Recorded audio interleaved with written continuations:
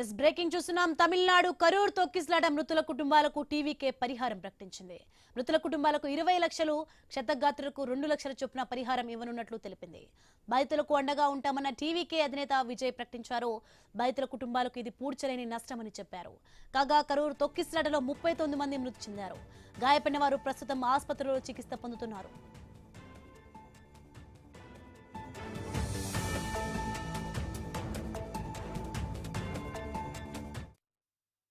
ఇక తొక్కిసలాట ఘటనలు ఎన్ని జరిగినా అవి నేర్పిస్తున్న పాఠాలు అప్పటికే పరిమితమవుతున్నాయా అంటే కరూరులో జరిగిన ఘటన సాక్ష్యంగా కనిపిస్తోంది.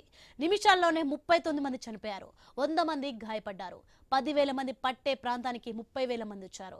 మధ్యాహ్నం రావాల్సిన అభిమాన హీరో రాత్రి 7 గంటల 30 నిమిషాల తర్వాత వచ్చారు.